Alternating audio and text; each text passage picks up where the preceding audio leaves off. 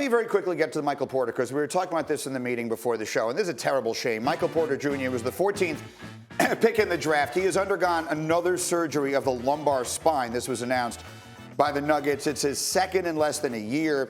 The Nuggets now say there's no timetable for his return. And by now, you probably know the story of Michael Porter Jr. He was about as talented a player as there was in the country going into college, and all the health concerns, and he winds up falling to 14.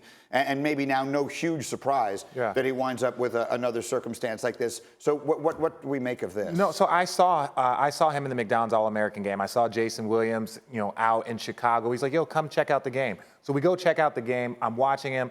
And he just looked a little stiff there, right? He looks stiff. Now, talented, 6'10", can shoot, run, jump, do it all. But he just looked a little kind of immobile. And then you hear about the back surgery, and I was like, oh, that's not that much of a surprise from the way he moved. But now a second back surgery. You understand why he slid. Do I still think the risk is worth it, even after this surgery for the Denver Nuggets? 100%. It is very, very hard to get a player this talented that might not have character issues. But it's going to be hard. People don't understand being a professional athlete and lasting 100+ games for multiple seasons, traveling around on planes after you've been banged up. It is very, very difficult to do that long term. And for a young player that's already having back issues, I'm going to say he's got a lot to prove, and his body might not be able to handle it.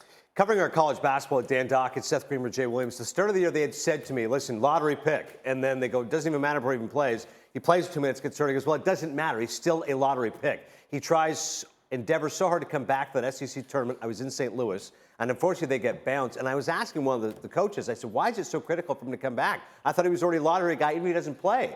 And he said, well, there's whispers now about his health. He was proving to himself, I can do this. And then again, he wasn't very good. The team got bounced on the tournament. So it's frightening to see how a guy can go from being a can't miss to all of a sudden real concern. That's the piece of this that's different. We saw Blake Griffin not play his rookie year. We saw Ben Simmons not play his rookie year. But those weren't concerns about his longevity or their longevity, right? Those were concerns about their ability to play immediately. Getting a redshirt season on a really good first-round pick, that's easily worth it. The question is whether his back will hold up long-term or it starts turning into all sorts of other problems to where he is never able to reach his potential. And Ben Simmons had a broken foot, and they were just like, just hang out. Right. I think this is closer to a Greg Oden, a Joel Embiid. Can he come back and actually be his true self? And that's going to be, it remains the same, because it is very, very difficult. When the back is out, then you kind of start favoring one side, then the knees, the hips, the ankles.